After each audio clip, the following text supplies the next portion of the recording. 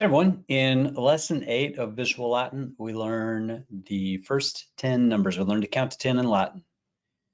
So the numbers are actually on the 4th page down here. So on the first page, we have the active verbs, and the active verbs stretch all the way across the page. We'll talk about what that means in a future lesson.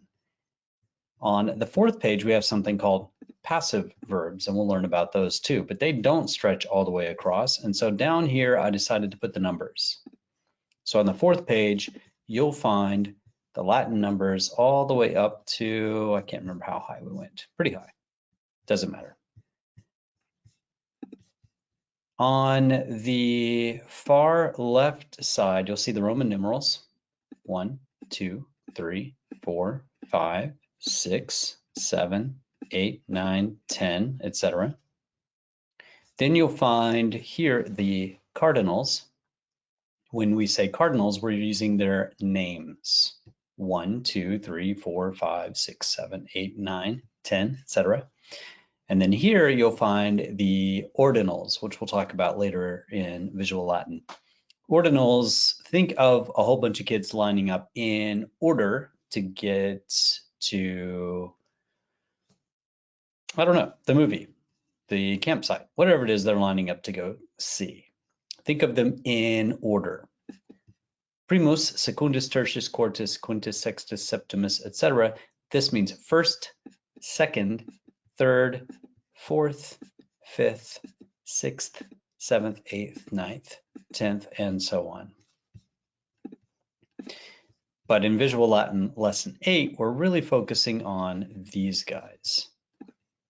So the numbers are from 1 to 10, unus, duo, tres, quator, quinque, sex, septem, octo, novem, decem, or in classical Latin, people would say novem or decem, novem and decem. So it's a little bit different, a different pronunciation, same language though.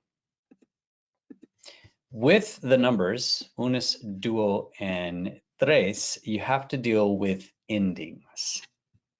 Unus acts like a regular old adjective. You've seen these adjectives before with the masculine endings, us, with the feminine endings, a, and with the neuter endings that start with um. You've seen these before. However, you only use the singular side with unus because one is always singular.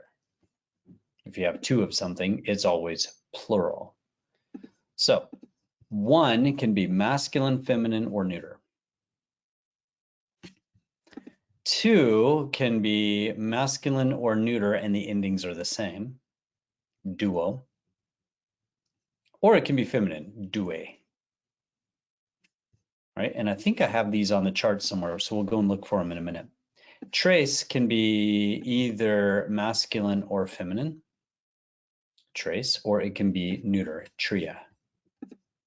All right, let's see if I can find these. I'm pretty sure I have these on the charts. Okay, there they are. Yep. So here we have one and all of its forms. Notice it only has singular forms because there is no plural for one. One is one. There is no plural. So unus means one. Unius means of the one, whatever we're talking about. Uni, to the one. If we're giving apples to the one horse, we would use uni. Unum, I saw one horse. Unum, equum. Uno. If it's feminine, una. Notice that the only difference is here, unam and una. These are the same all the way across. If it's neuter, unum, unum, or uno, and it's almost the same as the masculine. Here, let's highlight the differences, excuse me. We'll start with unus. So we have unus. So unus, una, unum, these three change. They're different. These two are the same. These guys are the same. Unus, unius, unius. In the genitive, it's the same. Uni, uni, uni. In the dative, it's the same. In the accusative, masculine and neuter are the same, and feminine is different. And in the ablative, masculine and neuter are the same, and feminine is different.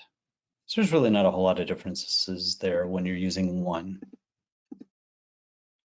For two, notice there's no singular side because it's two, it's plural. And these are almost all the same as well. So duo, due, duo, the only one that's different is feminine, due. Duorum, duorum, duorum, feminine is different again. Duobus, duobus, duobus, feminine is different again. Duos, it can be duos or duo. Usually it's just going to be duo, but it can be duos or duo. Duos is different, and duos or duo. It can go either way. I've seen the Romans use both. And then finally we have duobus, duobus, duobus. So really the feminine one is the only one that varies. These two are the same. Masculine and neuter are the same. And then over here, for three, masculine and feminine are tres, trium, tribus, tres, trium, tribus, tres, tribus. Let me be consistent here. And in the neuter, notice it's all the same, trium, tribus, tria, tribus, except for in the nominative and in the accusative. Everything else is identical. Okay, so if you wanted to tell a story of three horses, or if, let's say you wanted to pull the hair of three horses, well, that's unkind. But anyway, you would say trium equorum, of three horses. Don't do that, guys. Okay, and that's chapter 8 for Visual Latin. On to chapter 9.